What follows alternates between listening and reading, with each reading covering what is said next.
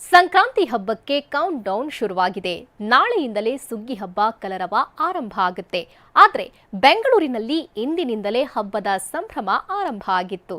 ಎಲ್ಲೆಲ್ಲೂ ಹಳ್ಳಿ ಸೊಗಡು ಕಂಡಿತ್ತು.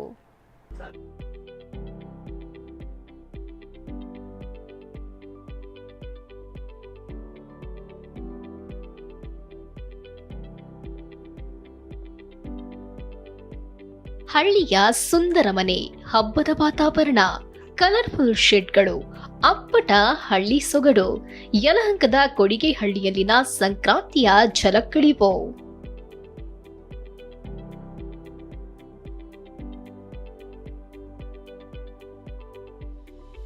ಸ್ಥಳೀಯರಿಗಾಗಿ ಶಾಸಕ ಕೃಷ್ಣ ಭೈರೇಗೌಡ ವಿಶೇಷವಾಗಿ ಹಬ್ಬ ಆಯೋಜಿಸಿದ್ರು.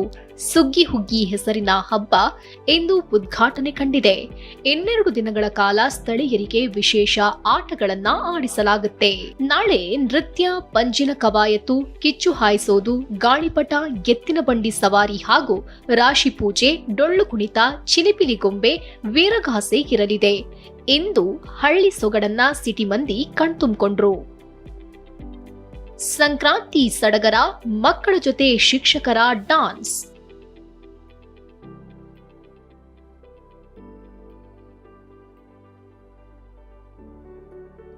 ಕೋನದಾಸನಪುರ ಬಳಿಯ ರೈನ್ಬೋ ಶಾಲೆಯಲ್ಲಿ ಸಂಕ್ರಾಂತಿ ಸಡಗರ ಮನೆ ಮಾಡಿತ್ತು.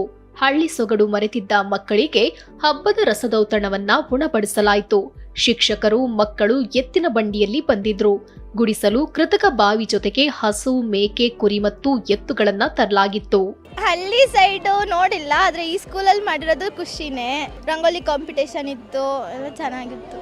ಇನ್ನು ಶಿಕ್ಷಕರು ಕೂಡ ಸಂಕ್ರಾಂತಿ ಹಾಡಿಗೆ ಭರ್ಜರಿ ಸ್ಟೆಪ್ಸ್ ಹಾಕಿದ್ರು. ಅಂದರೆ ಮಕ್ಕಳಿಗೆ ಗೊತ್ತಾಗ್ಲಿ ಹಬ್ಬ ಹೇಗೆ ಸೆಲೆಬ್ರೇಟ್ ಮಾಡೋದು, ಕಲ್ಚರ್ ಹೇಗೆ ಇದು ಮಾಡೋದು ಅಂತ. ಟ್ರೆಡಿಷನಲ್ ಅಂದರೆ ಒಂದು ಸ್ಯಾರಿ, ಲಂಗ ದಾವಣಿ ಹೆಣ್ಮಕ್ಳು ಹಾಕ್ಕೊಂಡು ಇದು ಮಾಡಲಿ ಅಂತ ಇದು ಸ್ಕೂಲ್ ಕಡೆಯಿಂದ ಸಂಕ್ರಾಂತಿ ಹಬ್ಬನ ಸೆಲೆಬ್ರೇಟ್ ಮಾಡಿದ್ವಿ.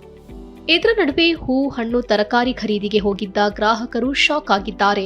ಕೆಆರ್ ಮಾರುಕಟ್ಟೆ ಸೇರಿ ನಗರದ ವಿವಿಧೆಡೆ ಹಬ್ಬದ ಕಾರಣಕ್ಕೆ ಹೂ, ತರಕಾರಿ ಬೆಲೆ ಗಗನಕ್ಕೇರಿದೆ. ಪೂರ್ಣಿಮಾ ಜೊತೆ ನವೀನ್, ಟಿವಿ9 ದೇವನಹಳ್ಳಿ.